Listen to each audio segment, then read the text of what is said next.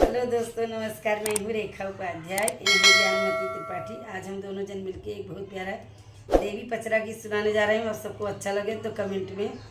जरूर बताना है। मोरे पीछवरवा होया मामा कबगिया हो कि अरिया अरियाना मैया नी बिया लगाओ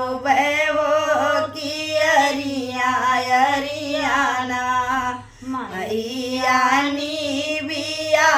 लगाऊ बो कियरिया अरियाना मोरे पीछवरवा रया मावा कबगिया कियरिया अरियाना मैया नी बिया लगाऊ अरियाना मैया नी बिया लगाऊ बो कि अरिया अरियाना मामा के डरिया पे बोलली कोयलिया हो कि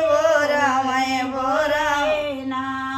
बोलिया बोलली सुहावन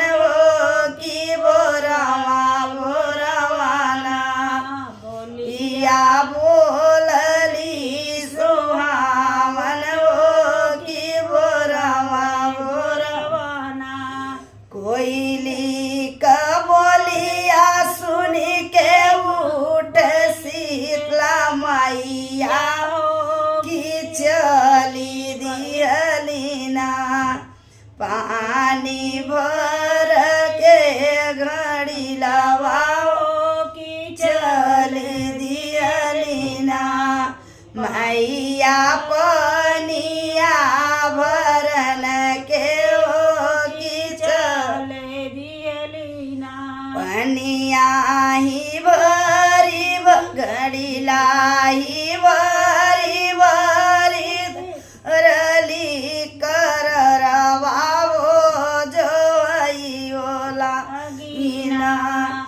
अपने सेवका डगरिया हो जो लागिना अपने सेवका डगरिया हो जो लागिना ओही बाटे घूमी आवे मलिया का बेटुआ और जिया सुनिलना तू मलिया का छोकड़वा और जिया सुनिलना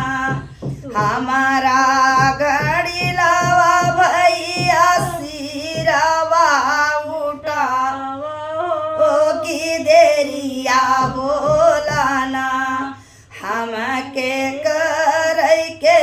यसना ओ की देरिया होतना हमके कर के यसना ओ की देरिया होतना जाऊ घड़ी ला मैया सिरवा हम उठवे कि काऊ देवना मैया हमारी मजूरिया हो कि काऊ देवना मैया हमारी मजूरिया हो कि काऊ देवना तोहा के मलिनी के देवै बेटाया नदन सोनामा हो मालियावा देवना ओन कर रोजी रोज गरवा हो मालियावा देवना ओन कर रोजी रोज गरवा हो मालियावा देवना तोहा के तदे बेटा बुद्धिया दिमकवा